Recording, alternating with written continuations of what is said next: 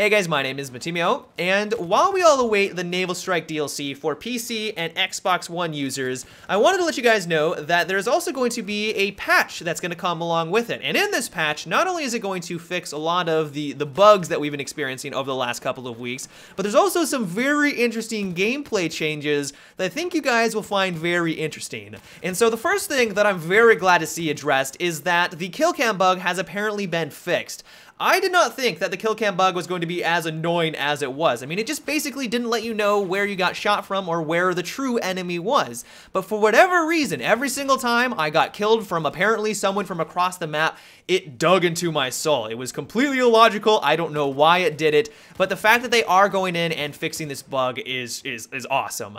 One thing that took me by surprise is that DICE is going to be adding in a further level of progression into the game, where if you're at the max level, right now that's 120, if you're at the max rank, you can still earn gold battle packs through getting class service stars. When I first heard about this, I didn't think it was going to be all that impressive. I was like, okay, who really cares about that? I'm already at max rank. I don't really care about getting any more XP boosts. Why is this going to be nice for my progression? And then I remembered that there's some people out there that still haven't unlocked all of the knives in the game. They still haven't unlocked all of the camos that they're looking for, and because they're at the max rank, they don't have any opportunity to get any more gold battle packs to actually unlock those options in the game. And so I think this is a solid solution. It probably isn't going to affect anyone dramatically, but if you were at max rank and you always wanted a particular knife, this is going to be one way for you to finally unlock that. But probably the best change that's coming from this patch is that DICE is trying to reduce the amount of grenade spam in Battlefield 4.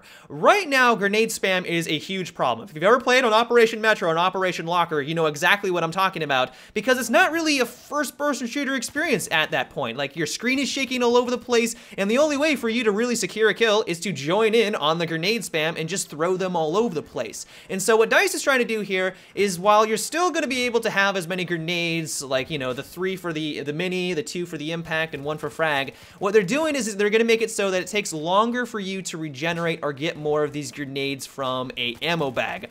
We don't currently know how long the delay is going to be. I'm crossing my fingers that it's going to be very significant, because we want there to be incentive to use grenades in the right situation. You want grenades to be a useful gadget or a useful explosive device in the game, but right now it's just like the go-to, I'm gonna kill you if you round the corner. Like, there's just really no reason not to throw a grenade, because you can just run over to an ammo pack and quickly regenerate it. So I'm crossing my fingers that this delay is the solution that we have been looking for to at least cut back on the amount of grenade spam in the game.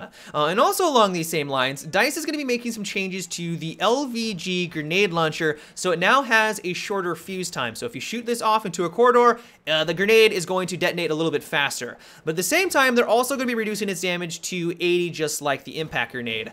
I honestly think that this is a good change, because if you try to use this weapon normally, it feels pretty useless in a map unlike Operation Metro, Operation Locker. Like, if you try to use this like on a Caspian border where there's a lot of open space, trying to predict the movement of your enemy and having the grenade land and detonate where you want it to go is very challenging. And so I think that this change is going to be a good one. I'm hoping it's not going to be overpowered. I don't think it is, because they're now reducing the damage to 80, but I do think it's going to be a nice change. It's going to make it harder for the enemy to run away from the LVG grenade, which was one of its drawbacks, but at the same time not making it completely broken, because they have reduced the damage. They've also done some tweaks to a couple of the weapons, and one of them, which I was excited to see, is that the M4 and the M16A4 have a reduced vertical recoil. This is awesome, because I really enjoy using both of these guns, but one of the largest drawbacks of them is that their vertical recoil is pretty high for a burst fire weapon. Like, it's kind of hard to take people out at a distance because it just bounces all over the place, and because of that vertical recoil, you have to be very patient for all of your shots.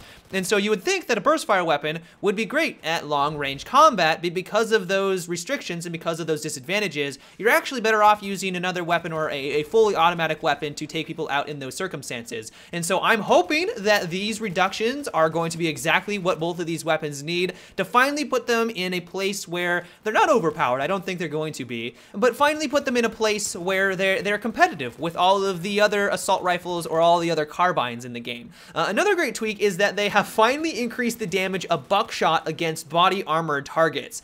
I am very surprised that it took them this long to do it, because if you were running around with a pump action shotgun, you were using buckshot, you got up close to your enemy, you took advantage of your environment to close the gap, you got up right in there and you pulled the trigger. If they were using body armor, you probably didn't get that one-shot kill on them, and because you're using a pump action shotgun and your rate of fire is a lot lower than a lot of the assault rifles in the game, they could turn around and then you pump your face full of bullets. And because of that, I don't want to necessarily say that buckshot was completely useless, but it made it pretty infuriating when you would get into those situations where you knew you had the advantage, or you should have had the advantage because of the characteristics of using a shotgun against someone who was using an assault rifle.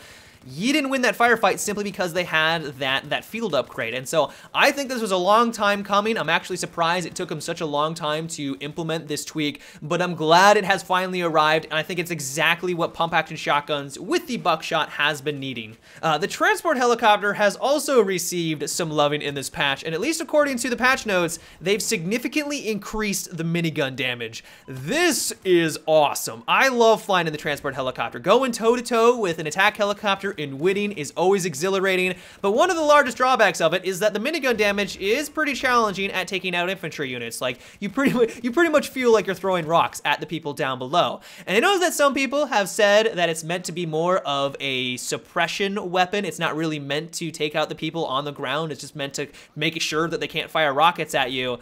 It would be nice to actually be able to take them out a little bit more swiftly, and it appears that DICE would agree with the majority of us. And so I don't know what significant means. It could be that we just need one extra bullet or one less bullet to take out our targets, but the fact that they have increased the damage, I think, is just fantastic. And then the final significant thing in the patch notes is that DICE is going to be increasing the effectiveness of the AC-130. Basically, they're increasing the damage of all of their different weapons. They're increasing the splash damage to make it a more powerful and potent thing on the battlefield. And while I understand why DICE is doing this, because right now the AC-130 feels pretty much useless up in the sky. Like, you can kill people down on the ground, it just takes a while.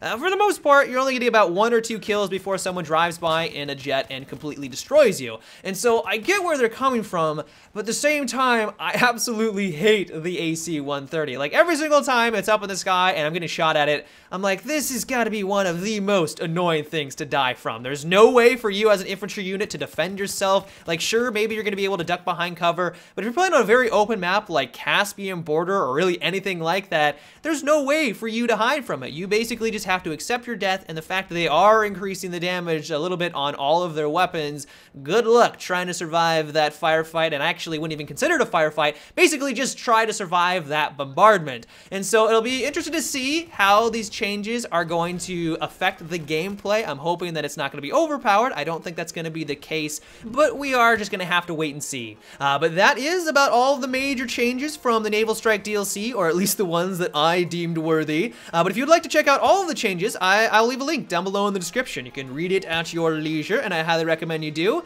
But before I go, let me know what you think about all of these changes. Are you excited that they are trying to reduce the amount of grenade spam in Battlefield 4? Let me know down below in the comment section. But until tomorrow, guys, have a good one, and take it easy.